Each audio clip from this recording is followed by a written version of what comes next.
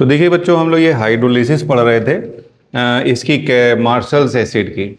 तो बताया था ये कंप्लीट हाइड्रोलिसिस है, इसको दो बार ब्रेक कर दीजिएगा, एक तो ये बॉन्ड और दूसरा ये बॉन्ड। इसको जब ब्रेक करेंगे तो ऑक्सीजन को हाइड्रोजन देंगे और सल्फर को OH दे देंगे। यहाँ से ये 2 मोल H2SO4 का बनेगा और 1 मोल H2O2 का बनेगा। अगर आप कम वाटर ले लेंगे या पार्शियल हाइड्रोलिसिस की बात करेंगे तो इसको यहाँ से ब्रेक कर देंगे, यहाँ OH लगाएंगे और यहाँ पे H लगा देंगे। यहाँ पे देखिए 1 मोल आपको कैरोज एसिड मिलेगा और 1 मोल जो है सल्फ्यूरिक एसिड बनेगा। अगर इसका भी पार्स हाइड्रोलिसिस आपको करना है, इसकी भी हाइड्रोलिसिस पूछ लिया जाएगा, इसकी हाइड्रोलिसिस में करेंगे तो क्या क्या मिलेगा आपको। तो यहाँ पे देखिए इसको यहाँ से कट कर देंगे, ऑक्सीजन पे H लगाएंगे, सल्फर पे OH लगा देंगे। तो यहाँ पे इसकी भी हाइड्रोलिसिस करोगे तो H2SO4 प्लस H2O2 आ जाएगा। BeCl2 की हाइड्रोलिसिस बेटा सीधे इसको कट कर देना, यहाँ H और यहाँ OH, यहाँ OH यहाँ H लगा देना, ये आंसर आ जाएगा। BeCl3 की हाइड्रोलिसिस, इसको कट कर देंगे, क्लोरीन को H दे देंगे, बोरॉन को OH दे देंगे, तीनों बॉन्ड ऐसे कट करोगे तो ये आंसर आ जाएगा। अब बेटा ये जो SiF4 होता है, इसकी भी कंप्लीट हाइड्रोलिसिस नहीं होती, इसकी भी पार्शियल हाइड्रोलिसिस होती है। जब 1 मोल SiF4 को रिएक्ट करोगे ना वाटर के साथ तो ये फिर ऑर्थोसिलिसिक एसिड प्लस 4HF बनेगा। मगर ये जो HF बनता है ना, ये बचे हुए SiF4 के साथ रिएक्ट कर जाता है फिर से, और यहाँ पे बनाता है हेक्साफ्लोरोसिलिसिक एसिड। ध्यान रखिएगा, यहाँ पे ये बनाता है हेक्साफ्लोरोसिलिसिक एसिड। ये दोनों इक्वेशन को आप ऐड कर देंगे तो आपको बैलेंस इक्वेशन आ जाएगी। यहाँ पे देखो 3 मोल SiF4 में से बस 1 मोल ही कंप्लीटली हाइड्रोलाइज हो रहा है। 3 मोल में से 1 मोल जा रहा है ना कंप्लीटली हाइड्रोलिसिस में, इसलिए इसको बोलते हैं 33.33% ही हाइड्रोलाइज हो रहा है। समझे?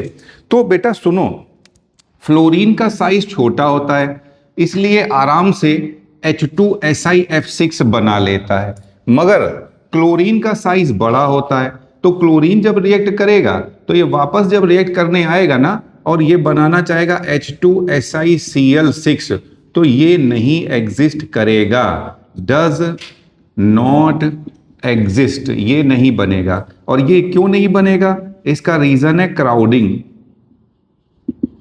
यहां पे क्राउडिंग लगने लगेगी, इसलिए H2SiF6 एग्जिस्ट करता है और इसकी पार्शियल हाइड्रोलिसिस होती है, मगर ये दोबारा रिएक्ट नहीं कर पाएगा, क्योंकि अगर ये रिएक्ट करेगा तो H2SiCl6 बनेगा।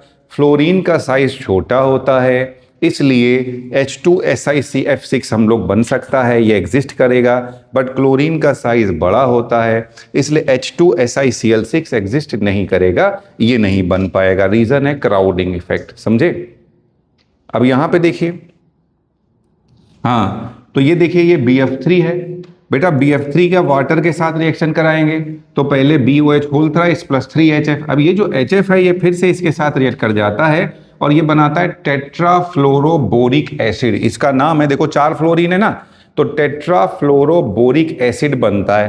तो ये देखिए यहाँ पे जोड़ देंगे तो ये आपकी बैलेंस इक्वेशन आ जाएगी। तो 4 मोल में से 1 ही मोल कंप्लीटली हाइड्रोलाइज हो रहा है, तो कितने % हाइड्रोलिसिस हो रही है इसकी? 25% हाइड्रोलिसिस हो रही है।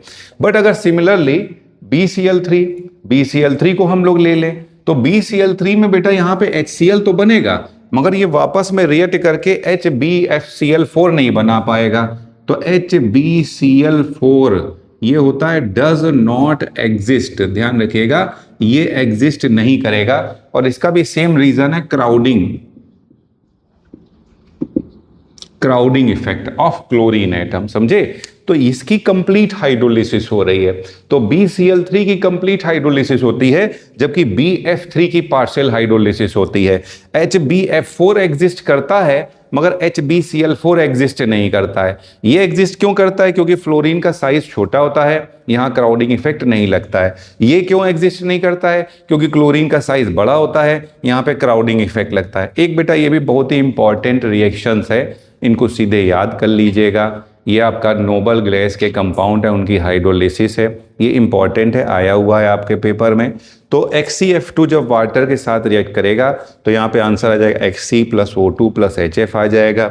XCF4 जब रिएक्ट करेगा तो XCO3 plus Zn plus O2 plus HF आ जाएगा। रिएक्शन याद कर लेना सीधे। यहाँ पे देख लो ये +4 है, +4 से +6 में जा रहा है तो ये ऑक्सीडेशन हो रहा है, ये +4 से 0 पे जा रहा है तो रिडक्शन हो रहा है। तो ये कैसी रिएक्शन है? रेडॉक्स रिएक्शन है।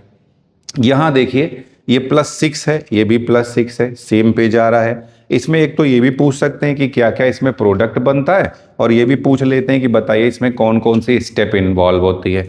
तो यहाँ पे देखो बेटा, जब HCF6 है वाटर के साथ रिएक्ट करेगा तो पहले HCOF4 बनेगा। बेटा याद होगा आपको, शुरुआत में मैंने जब हाइब्रिडाइजेशन निकालना सिखाया है, शेप निकालना सिखाया है, तो इन सभी के हाइब्रिडाइजेशन और शेप निकालने मैंने बता दिए हैं। इनको ड्रॉ करना भी आना चाहिए, आप बेंड्स रूल का यूज़ करके इन्हें बना सकते हैं। कोई भी नहीं आएगा तो आप हमसे पूछ लीजिएगा, इनका सही ड्रॉ करना आना चाहिए। उसके लिए भी हम लोग को बेंड्स रूल का ही यूज़ करना पड़ेगा कि कहाँ पे डबल बॉन्ड लगाना है, इक्वेटोरियल एक्सियल पोजीशन आ रही है, और कहाँ पे हमें लोन पेयर अगर आता है, समझे।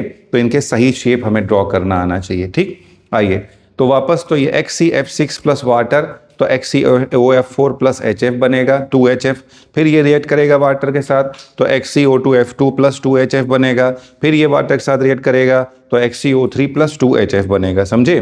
तो ये देखिए फाइनली सबको जोड़ दोगे तो यही आपको बैलेंस इक्वेशन आ जाएगी। तो ये कुछ हाइड्रोलिसिस वाले क्वेश्चन थे, ये भी मैंने आपको कंप्लीट करा दिए। ठीक है, चलिए।